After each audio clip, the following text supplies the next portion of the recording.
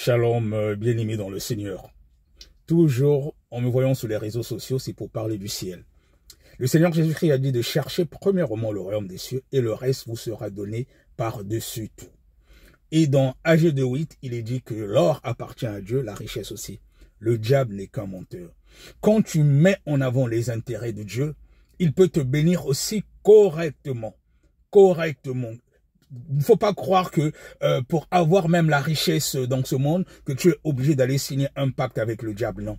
Dieu bénit aussi et il bénit correctement. Seulement, quand il te bénit, c'est pour être à ton tour une source de bénédiction pour les autres. Ce n'est pas pour t'enorgueillir, c'est pour servir pour son œuvre, pour aider les âmes à aller justement au ciel et aussi à prendre soin de la veuve et l'orphelin. C'est le culte qui plaît à Dieu.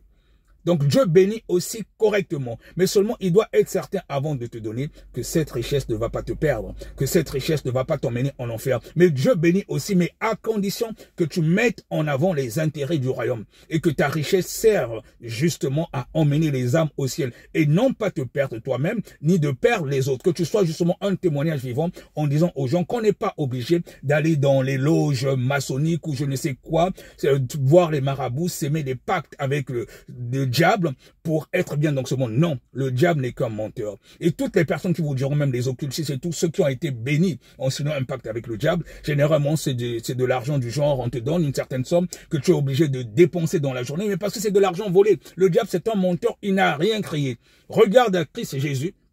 Quelle que soit ta situation, mets en avant les intérêts du royaume. Tu cherches le ciel, je te garantis, si tu es vraiment brisé, Dieu te donnera selon les désirs de ton cœur. Dieu bénit aussi dans Ag 2:8, il est dit que l'or l'appartient, l'argent aussi, mais à condition que ce soit en mettant en avant les intérêts du royaume et que cet argent serve justement pour que cela ne puisse pas te perdre et d'emmener aussi d'autres âmes au ciel. Sois richement béni, Shalom, votre humble serviteur, ouvrier du royaume des cieux.